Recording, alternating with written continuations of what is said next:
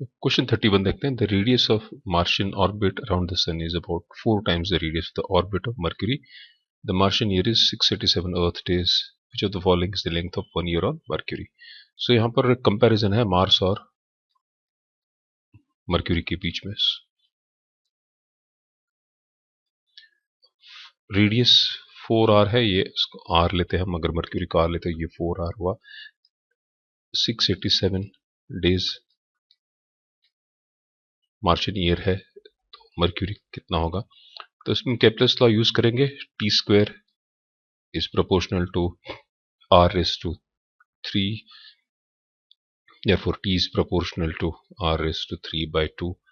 so इससे हम t mercury divided by t Mars is equal to r mercury.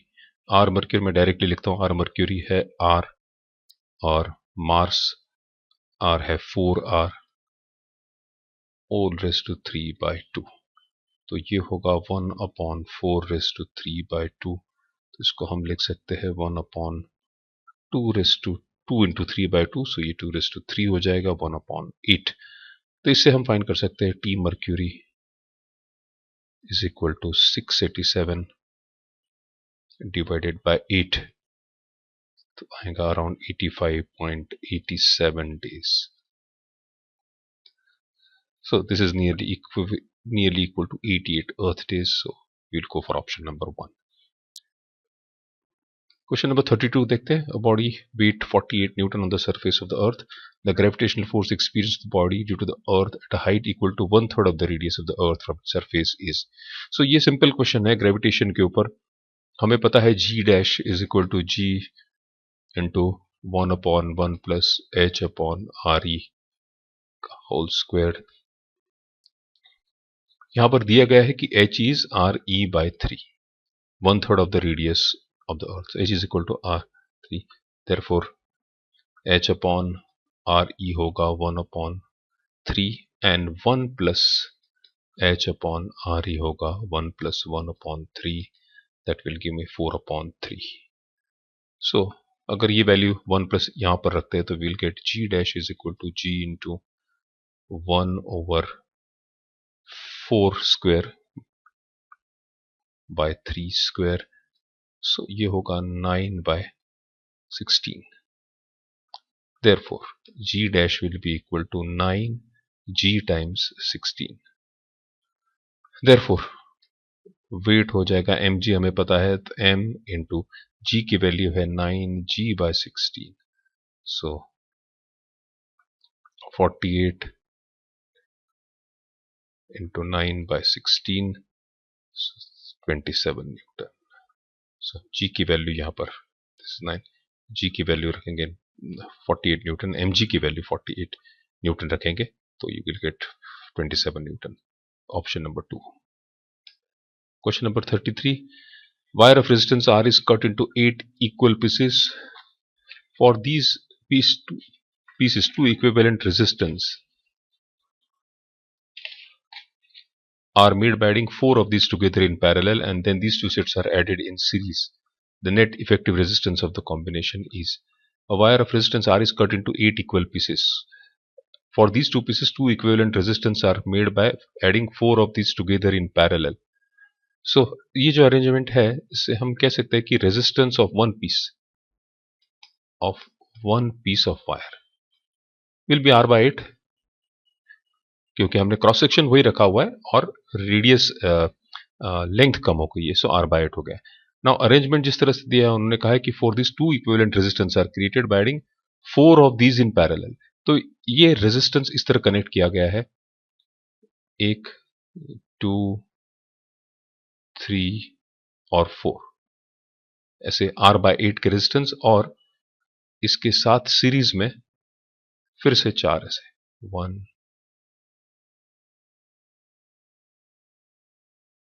2 और 3. सो ये R/8 के सारे रेजिस्टर्स है, और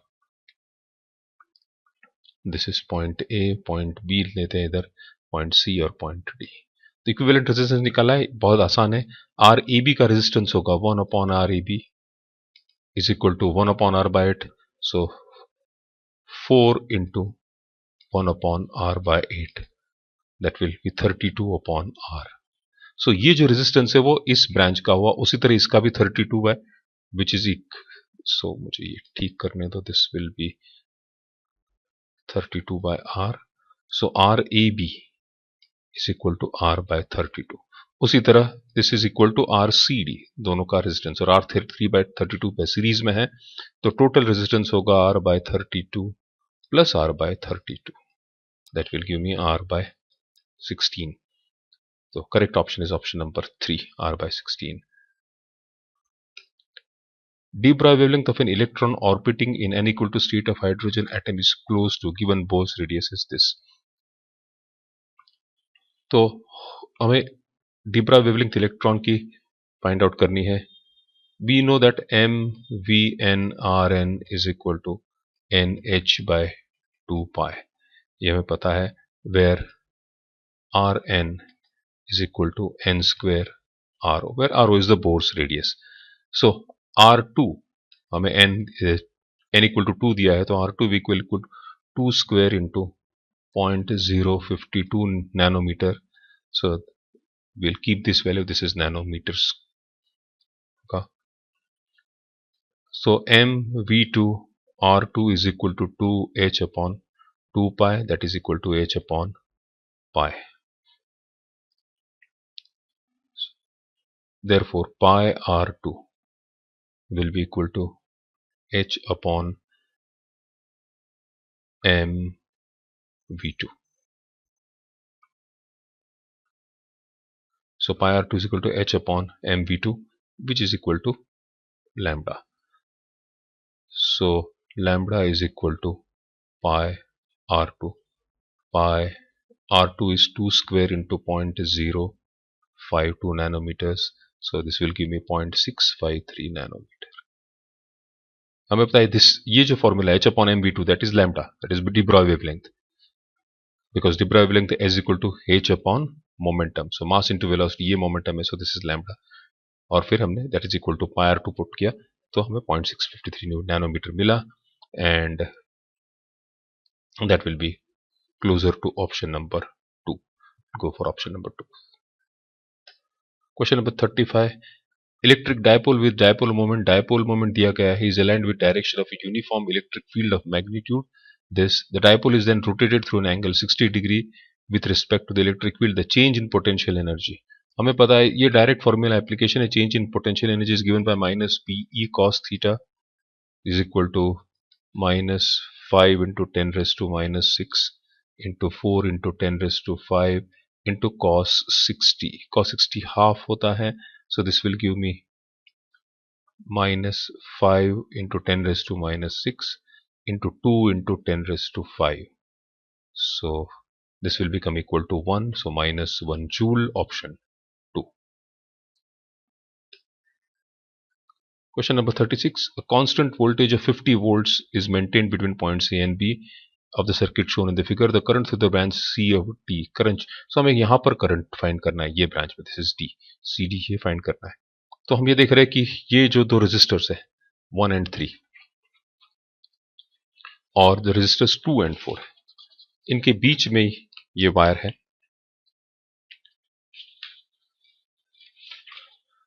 सो इसको हम इक्विवेलेंट सर्किट ड्रॉ करने का ट्राई करते हैं.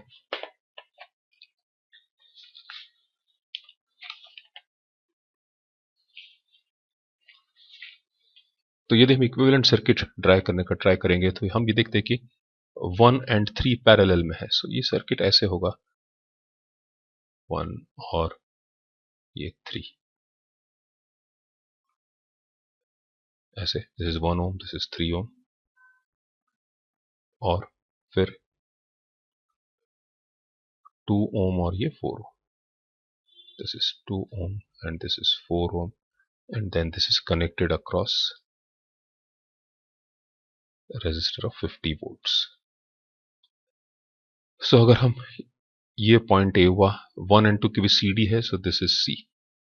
आप देख सकते हैं कि ये 1 और ये सी और डी एक ही पोटेंशियल पे है, तो ये सी एंड डी दोनों पॉइंट यही है.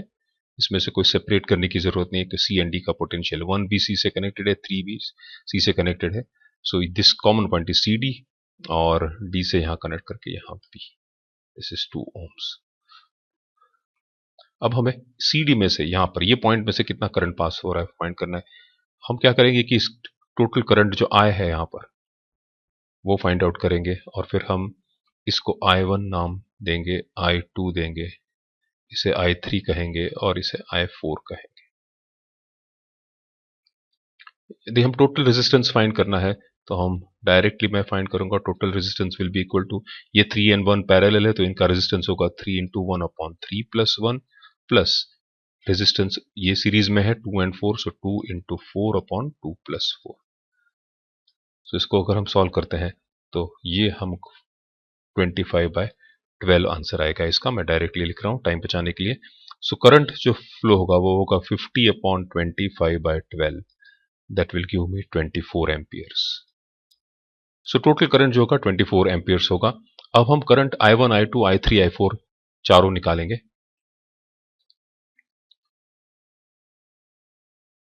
सो I1 हमें पता है I1 इक्वल टू, और इस इन रेजिस्टेंस को हम नाम भी देते थे, let us call this R1, R2, R3, R4।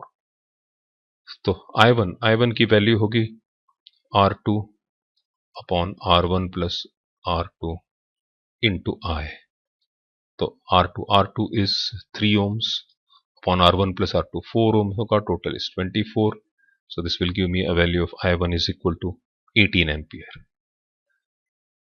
From this implies that I2 will be equal to 24 minus 18, that will be 6 ampere. So I1 I2 की वैल्यूज मुझे मिल गई। उस तरह I3 निकालते हैं, I3 will be equal to R4 upon R3 plus R4 into I। R4 की value 4 ohms है और R3 प्लस R होगा 6 ohms into total is 24, 16 ampere होगा, इंप्लाइज I4 होगा 24 माइनस 16, दैट मीन्स 8 एम्पियर। सो हम ये देख रहे हैं कि I1 यहां पर करंट I1 है, मैं यहां पर फिर से डायग्राम कि I1 यहां पर is 18 ampere,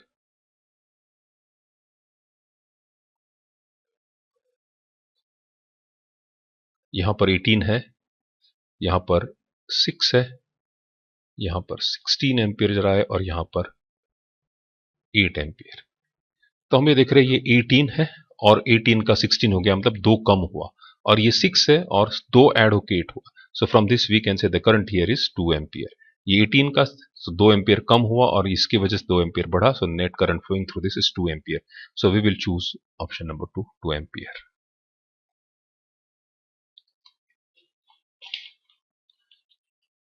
Let us look at question number 37 now.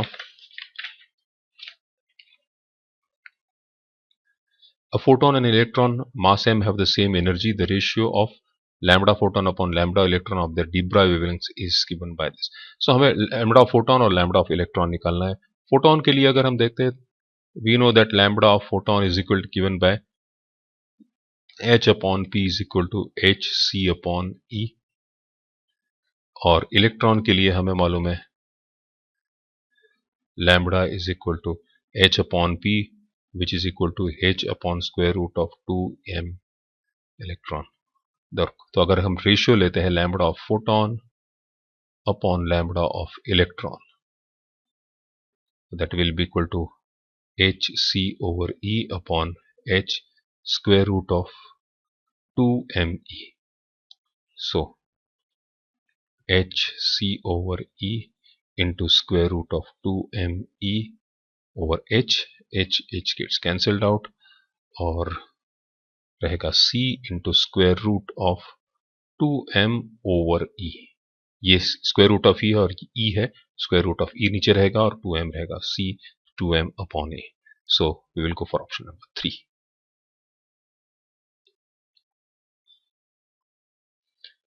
In the next video we will look at question number 38. Thank you.